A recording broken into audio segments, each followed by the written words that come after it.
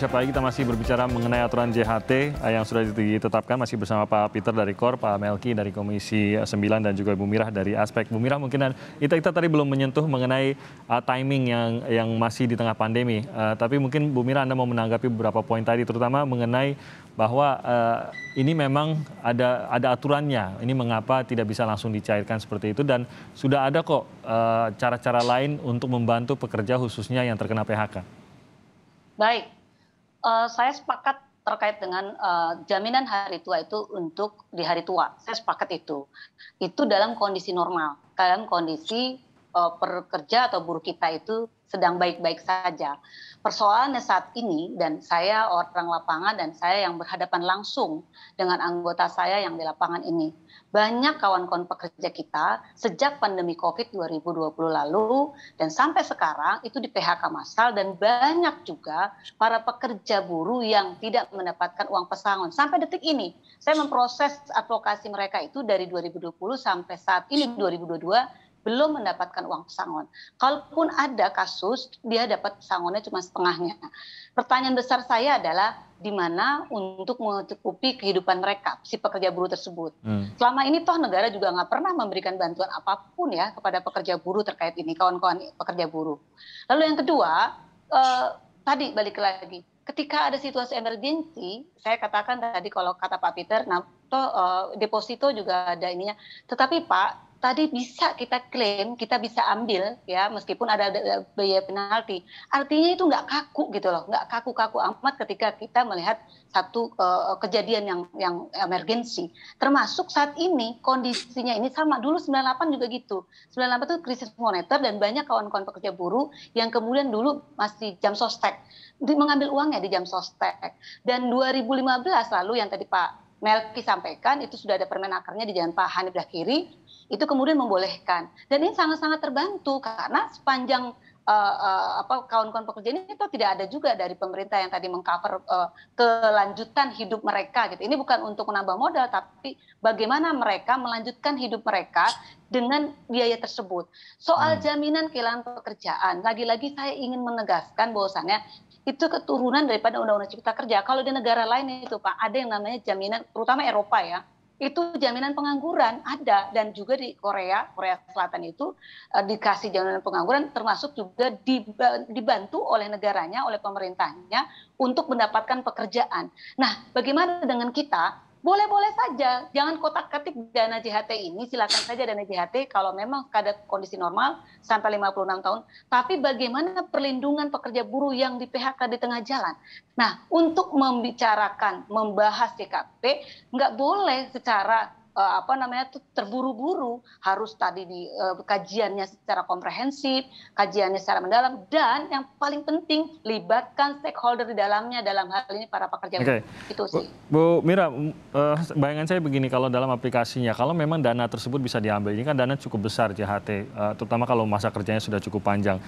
Kalau yang dibutuhkan adalah kebutuhan hidupnya, maka dana besar ini bisa saja memang sangat membantu, tapi membantu sampai kapan begitu. Nah, apakah bisa menjadi solusi jaminan kehilangan pekerjaan ini pada saat pekerja meskipun kehilangan pekerjaannya, tapi kan mendapatkan apa yang tadi sudah disebutkan juga oleh Menko, 45% upahnya untuk bulan pertama sampai ketiga, sambil mencari pekerjaan juga. Jadi hidupnya tetap berlanjut, sementara juga bisa mendapatkan manfaat dari pelatihan, manfaat dari networking yang disiapkan oleh pemerintah. Ataukah justru yang Anda ragukan di sini bukan janjinya, tapi bagaimana pelaksanaan dari JKP tersebut, apakah benar-benar bisa bermanfaat bagi buruh atau pekerja yang kehilangan pekerjaannya itu sebenarnya di sini?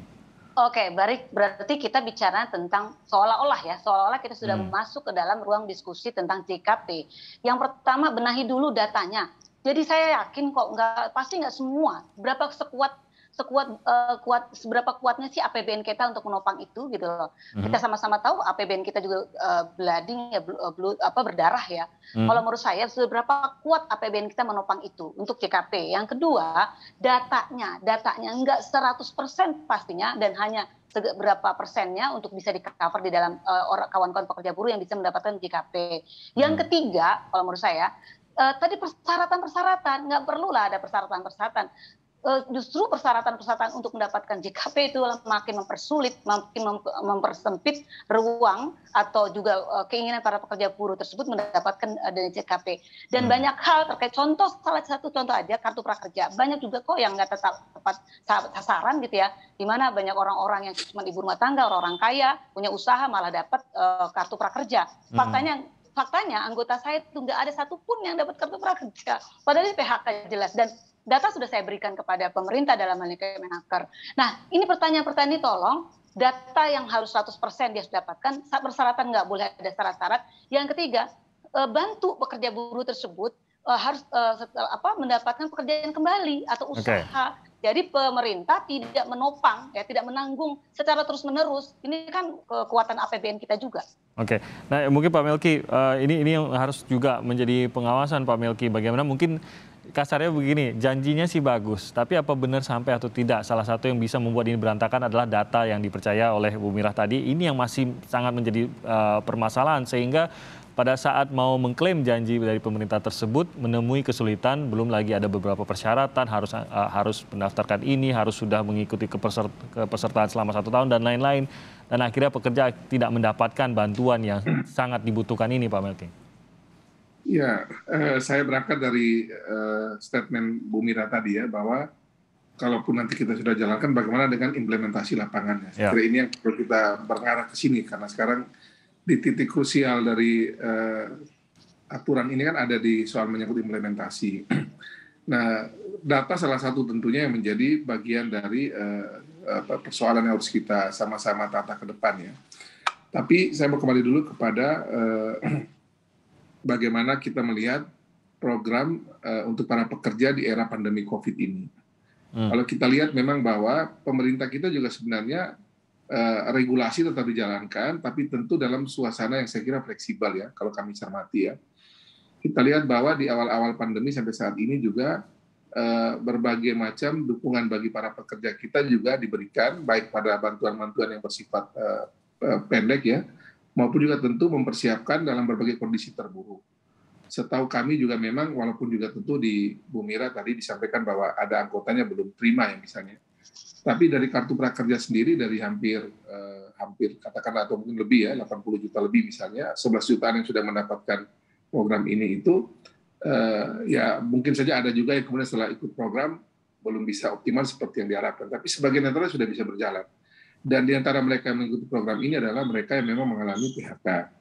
Kemudian juga tentunya dari Kemenaker sendiri juga punya banyak sekali balai latihan kerja ataupun program tenaga kerja juga yang terus dilakukan, termasuk juga vokasi-vokasi dari berbagai kementerian lembaga juga yang terus bergerak membackup kondisi semacam ini. Belum lagi perusahaan-perusahaan juga yang kami cermati dengan segala kondisi lapangan pasca pandemi ini juga itu ternyata tetap mencoba bertahan dengan mencari berbagai macam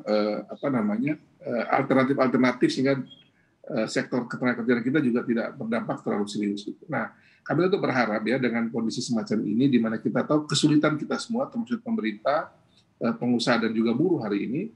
Nah, komunikasi intensif terkait berbagai hal yang dihasilkan untuk kepentingan bersama, khususnya pekerja ini, itu yang penting tadi, tone dasarnya adalah komunikasi.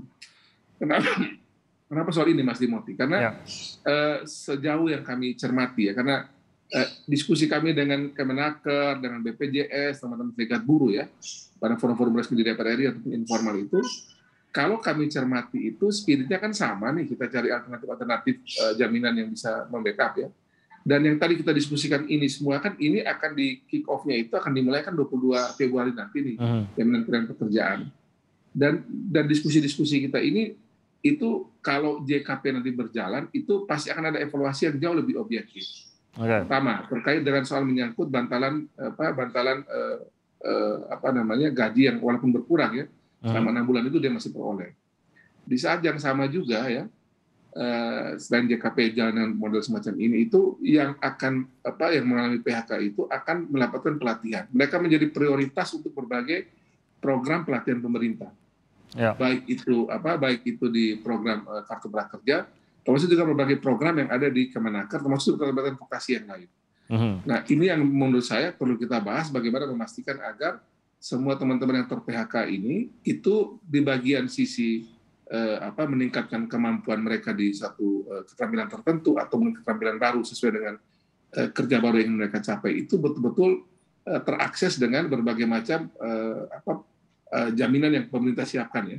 Ya, ini berarti akan ada gelombang lah ke JKP karena tidak bisa mencairkan JHT lagi, dan kita tidak bisa menebak ke depannya seperti apa, kondisi masih COVID seperti ini, kondisi ekonomi perusahaan juga mungkin belum dalam kondisi sepenuhnya pulih. Nah, jadi ini yang harus ditangani dengan baik di sisi JKP.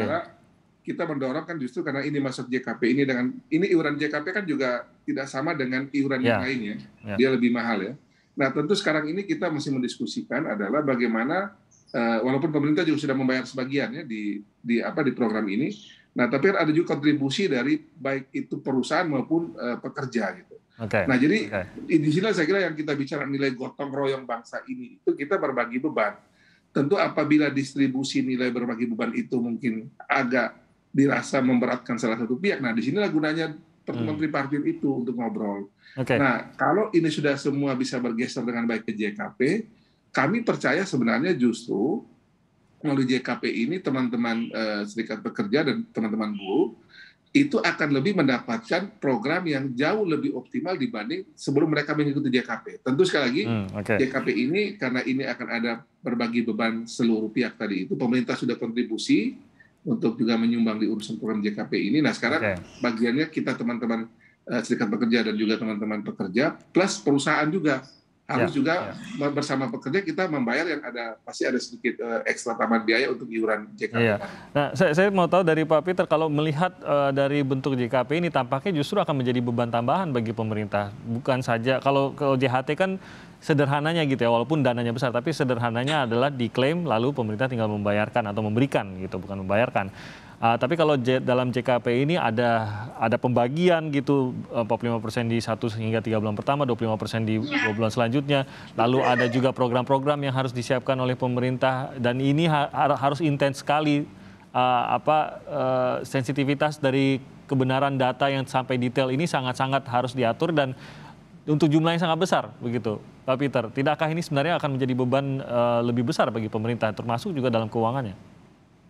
Iya, justru itu Mas Timothy ya.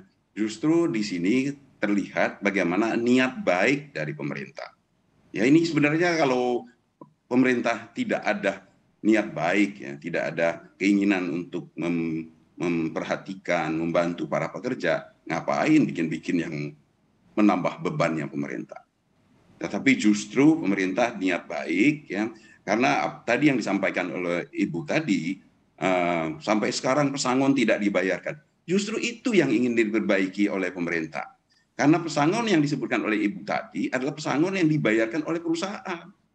Sementara perubahan di dalam Undang-Undang Cipta Kerja ini, sekaligus juga saya ingin meralat apa yang disampaikan oleh Ibu, keputusan MK itu tidak membatalkan Undang-Undang Cipta Kerja, tetapi memberikan prasyarat kepada Undang-Undang Cipta Kerja. Jadi Undang-Undang Cipta Kerja itu berjalan sekarang ini baru dinyatakan inkonstitusional, tidak konstitusional kalau pemerintah dan DPR tidak melakukan perubahan perbaikan selama 2 tahun. Jadi sekarang ini Undang-Undang Cipta Kerja itu berjalan. Makanya juga Undang-Undang ketentuan JKP itu sekarang dilaksanakan. Ya, itu yang pertama. Jadi walaupun JKP ini nambah beban, nambah persoalan bagi pemerintah, tetapi itu adalah cerminan keinginan pemerintah untuk memastikan ketika pekerja itu mengalami kehilangan pekerjaan, kena PHK, berbeda dengan pesangon yang dibayarkan oleh perusahaan, ini pemerintah yang akan melaksanakan. Dan dari awal kritik kita terhadap pemerintah atau masukan kita kepada pemerintah, jangan pemerintah yang menyelenggarakan, ya selenggarakanlah melalui BPJS Ketenagakerjaan. Karena kalau dia melalui BPJS Ketenagakerjaan itu menjadi benar-benar menggantikan yang tadi JHT tadi, jaminan hari tua. Karena konsepnya sama, datanya sama, semuanya jadi sama.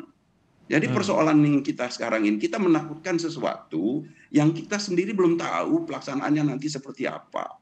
Jadi kalau menurut saya satu-satu kita selesaikan pembahasannya. Jaminan hari tua adalah jaminan untuk hari tua, adalah sebuah program yang dirancang oleh pemerintah untuk meyakinkan bahwasanya pekerja pada masa tuanya itu punya tabungan.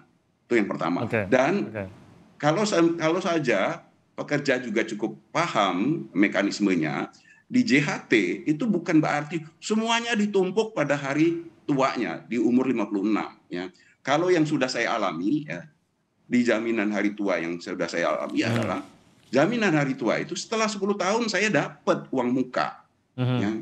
Yang namanya 10% uang muka saya dapatkan. Kemudian saya dapatkan juga dari jaminan hari tua itu bantuan untuk saya membeli rumah. Dan ketika saya mengalami kenaikan gaji atau perubahan struktur gaji, saya mendapatkan tambahan uang muka. Jadi bukan berarti ya uang tabungan kita untuk hari tua itu plek hanya umur 56 baru. Saya mau nanggepin Mas. Itu ada bagian yang bisa dicairkan. Itu yang pertama. Yang kedua, untuk jaminan kehilangan pekerjaan, kita coba tunggu dulu. Kita lihat dulu setelah tanggal 22. Bagaimana pelaksanaannya juga. Jaminan kehilangan pekerjaan ini tidak berjalan, baru kita protes. Nah, tambahan satu lagi Mas Timothy. Ya, singkat saja Pak Peter. Kita juga jangan lupa bahwasanya pemerintah itu tidak hanya di situ memberikan bantuan. Ada kartu prakerja, ada bantuan tunai, ada keluarga harapan, berbagai macam bantuan yang diberikan pemerintah. Bahkan saya selalu mengkritik pemerintah ini kebanyakan program. Ini yang saya mau tanggapi.